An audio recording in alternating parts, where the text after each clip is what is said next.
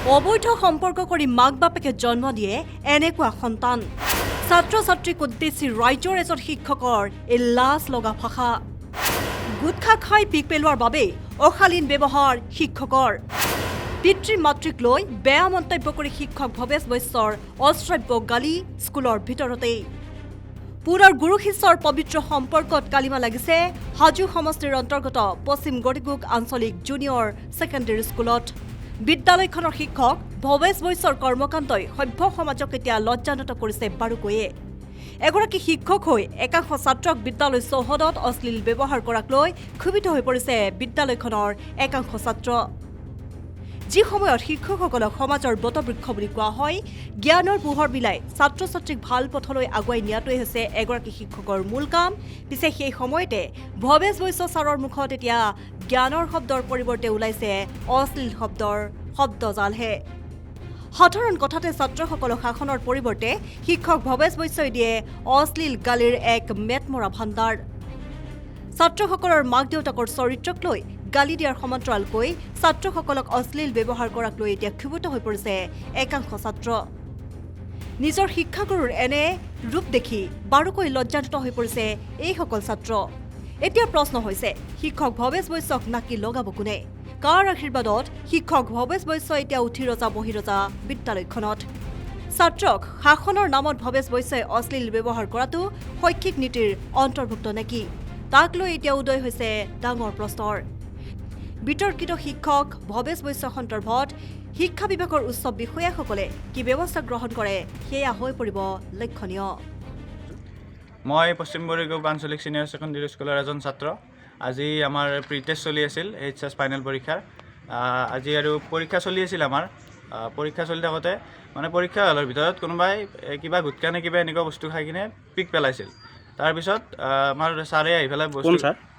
Bhabesh Baishya sir কি পঢ়ায় তেখেতে আমাৰ হিষ্ট্ৰী পঢ়া নাই হিষ্ট্ৰী পঢ়ায় হিষ্ট্ৰী টিচাৰ হয় হিষ্ট্ৰী অসমীয়াৰ টিচাৰ হয় তেওঁ তাৰপিছত আমাৰ যিটো মানে বাহিৰত যোৱা যিটো হেৰি আছে দৰ্জাখন আছে তাৰ কাষতে কোনোবাই পিক পেলাইছিল তাৰপিছত ছাৰ আহিছে ছাৰ আহি পিকখিনি চাইছে চাই কিনে মানে যোনটো তাৰে কাষত বহি আছিল যোনটো ষ্টুডেণ্ট বহি আছিল তাৰ কাষত আৰু তেওঁক আহি পেলাই কৈছে যে মানে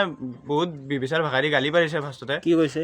তেওঁ মানে কৈছে যে এইবোৰৰ চব মানে মাকবিলাক মানে জহৰা মানে চব ষ্টুডেণ্টৰ মাকবিলাক আৰু মানে ফাৰ্ষ্টতে সেনেকুৱাকৈ কৈ পিনে একদম ফ্ৰণ্টত গৈছে আমি চবে পৰীক্ষা লিখি আছোঁ ছোৱালীবিলাকো আছে তাতে আমি পৰীক্ষা লিখি আছোঁ এবাৰ ছাৰ আগত যাই কিনে নতুনকৈ মানে ছাৰো কেইজনমান জইন হৈছে তেখেতৰ আগত যাই কিনে কৈ আছে যে এইবোৰ যিবিলাক ষ্টুডেণ্ট আছে এইবিলাকৰ মানে হেৰিবিলাক দেউতাকবিলাক ডুপ্লিকেট হয়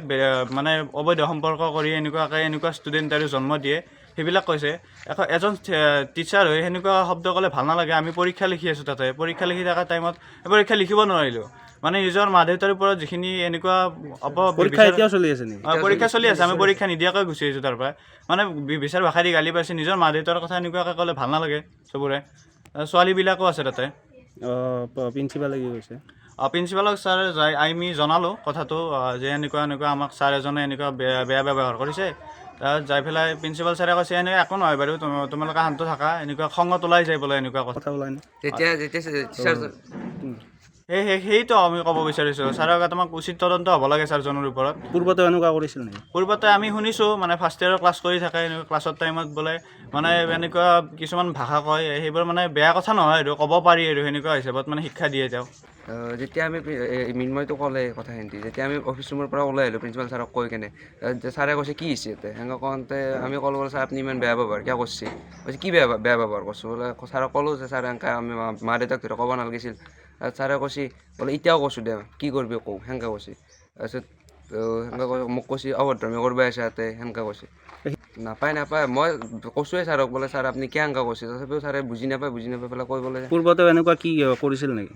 পূৰ্বতে যেতিয়া ফাৰ্ষ্ট ইয়েৰৰ ক্লাছ চলি থাকে ফাৰ্ষ্ট ইয়েৰৰ ষ্টুডেণ্টে আমাক কয় আমি যিহেতু ছিনিয়ৰ হয় তাতকৈ বোলে ছাৰে বোলে এনেকুৱা ভাষা কয় কেনে কয় এইটো ভাল ভাষা এনেকুৱা কথা কয় ছোৱালীৰ আগতেতো কয় কোৱাচোন তো মই লাষ্ট বেংচানত বহি আছোঁ কোনোবা বেলেগে আহি পিক পেলাই লৈ গৈছে ছাৰে মোক ধৰিছে আৰু মইতো শিক্ষয়িত্ৰী হৈ একো নাখাওঁ যিহেতু মই পুলিচৰ কাৰণে ইণ্টাৰভিউ মাৰি আছোঁ তাৰপিছত ছাৰে কৈছে যে বেলেগৰ মাহঁতলৈ সম্বন্ধ কৰি কিনে এনেকুৱা ল'ৰা জন্ম দিছে বহুত অভদ্ৰ হয় তাৰপিছত এই ঘটনাটো পৰীক্ষা হলত হৈছে আৰু সকলোকে ধৰিছে ছাৰে তাৰপিছত এতিয়াও পৰীক্ষা চলি আছে এতিয়াও পৰীক্ষা চলি আছে। তুমি পৰীক্ষা পৰীক্ষা মই আধা নিলহাকৈ গুচি আহিছোঁ ছাৰৰ ব্যৱহাৰ ছাৰৰ ব্যৱহাৰৰ কাৰণে। প্ৰিন্সিপালক কৈছোঁ, প্ৰিন্সিপালে কৈছে যে এনেকুৱা হয়, তো উচিত তদন্ত হ'ব লাগে আৰু। হাজিৰ পৰা ব্ৰিগুদাছৰ সহযোগত বিশেষ প্ৰতিবেদন, নিউজ ডেস্ক ৰিপৰ্ট।